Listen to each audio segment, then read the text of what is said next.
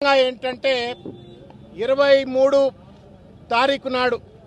ఏదైతే BRS party minority విభాగానికి చెందినటువంటి అత్యంత కీలక నాయకుడు బోరబండ డివిజన్ చెందినటువంటి ఒక నాయకుడు, ఆయనకు అత్యంత సన్నిహితుడు, 24 గంటలు వెంబడి ఉండేటువంటి ఒక అత్యంత సన్నిహితుడైనటువంటి సర్దార్ ఆత్మహత్య చేసుకోవటము, అక్కడ బాబా ఫసియుద్దీన్ అనేటువంటి ఒక వ్యక్తి యొక్క ప్రేరణకు గురై ఒత్తిడికి గురై మానసిక ఒత్తిడికి గురై ఆత్మహత్య చేసుకున్నాడు అన్నటువంటి ఒక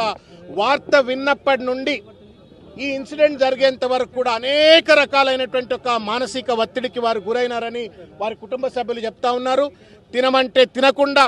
నిద్రపోకుండా ఎప్పుడు సర్దార్నే తలుచుకుంటూ నా కుడి భుజం పోయింది అని చెప్పని బాధపడ్డాడు అని చెప్పని వాళ్ళ కుటుంబ సభ్యులు చెప్తా ఉన్నారు. దానికి తోడుగా పోలీసులు చర్య తీసుకోండి, సర్దార్ వీడియో తీసి మరి కంప్లైంట్ ఒక రకంగా ఇచ్చిన తర్వాత కుటుంబ సభ్యులు చెప్పిన తర్వాత కూడా పోలీసులు ఏమాత్రం చర్య తీసుకోవట్లేదు అని చెప్పని వాపోయినరు అని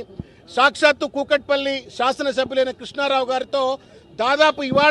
నిన్న ఇవాళ కలిపి దాదాపు 10-12 సార్లు ఫోన్లో మాట్లాడి గంటలు మాట్లాడి పోలీసులు ఈ రకంగా ఎందుకు వ్యవహరిస్తూ ఉన్నారు, సర్దార్ చాలా మంచివాడు, మానవత్వం ఉన్నవాడు, బీఆర్ఎస్ పార్టీకి మంచి కార్యకర్త, నా కుడిభుజం లాంటి వాడు చనిపోయిండు అని చెప్పని సొంత కుటుంబ సభ్యుడు పోతే ఎంతైతే బాధపడతాడో అంత బాధపడ్డాడు, ఒక ఒత్తిడికి గురైండు అని చెప్పని వారు కూడా చెప్పినారు, కుటుంబ సభ్యులు కూడా చెప్పినారు. మొత్తానికి మానసిక ఒత్తిడితో ఆ స్ట్రెస్కు తట్టుకోలేక ఈరోజు ఈ యొక్క దుస్థితి ఇవాళ మాగంటి గోపీనాథ్ గారికి వచ్చింది. భగవంతుడిని మేము బీఆర్ఎస్ పార్టీ కార్యకర్తలుగా, నాయకులుగా మేమంతా ప్రార్థిస్తా ఉన్నాం.